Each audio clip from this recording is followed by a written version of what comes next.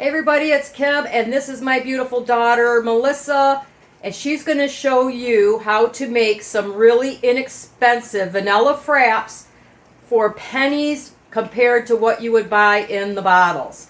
So let's get started. She's going to start real quick by talking to you about her espresso pot. I picked this up off of Amazon. It was around $6. Basically, just use as instructed. You're going to want to prep it before the first time you use it.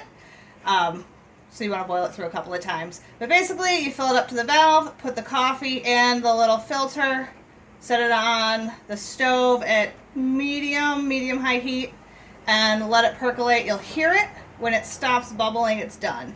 I have a bunch of leftover coffee pods. It uses about this much coffee. When I run out of these, I'll use bulk coffee and probably just recycle the pods so I know how much to measure. Alright, while we're letting that percolate, we have our ingredients here. You're going to do 3.5 cups of milk.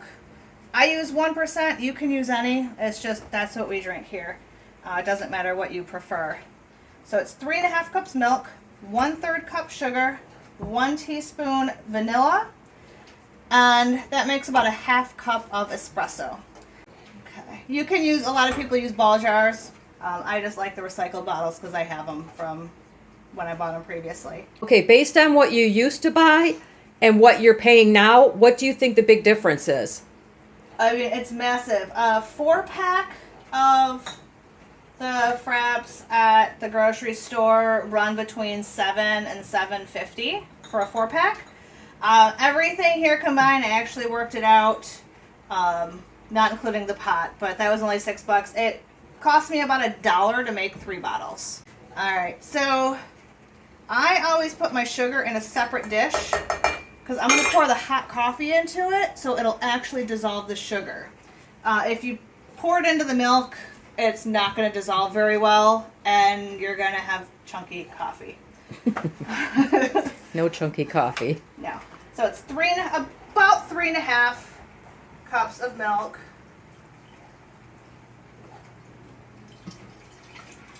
Way easier if you got a pitcher.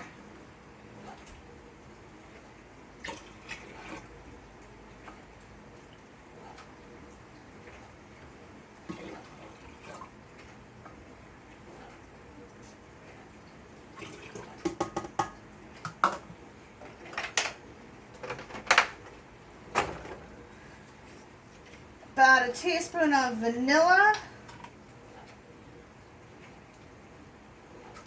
Have you tried other flavors or is an alternative to the vanilla? You can make mocha if you have cocoa powder. I like the vanilla the best. That's my favorite flavor. So, and that's pretty much it for now until our coffee's done percolating. Okay, so coffee's done percolating. We're gonna pour it into our sugar. Nice. Look at that. Beautiful espresso right there. Gorgeous. Ooh, yeah. Stir that sugar in so you can feel it all dissolve.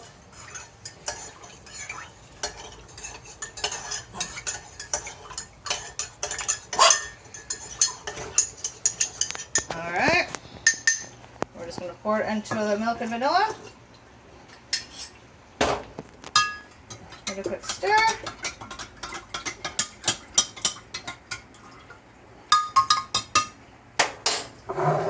And then pour into our bottles. You can keep it in the pitcher. I just like to pour it in bottles because there's never room in my fridge for the whole pitcher.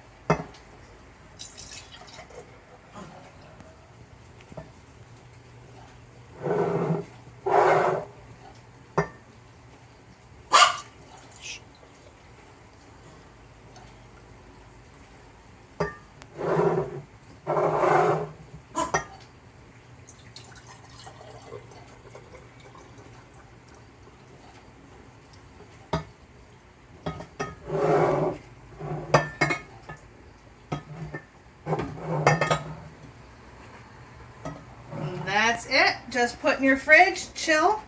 They taste best if left at least overnight. If you can do 2 days, they're even better. But otherwise, just shake before drinking. All right, guys, so what do you think? Did she do a good job? I think so, but I'm a little biased, so you have to let me know. Anyway, she's been doing this. She found a recipe online, changed it to suit her taste a little bit. I think it has a little less sugar than what they said online, and more vanilla or less vanilla? Same vanilla. Oh, same vanilla. Okay. Just a touch less milk, about a half cup less milk because I only have 3 bottles. Okay, so she made it a little bit less because she only had 3 bottles. So there you go.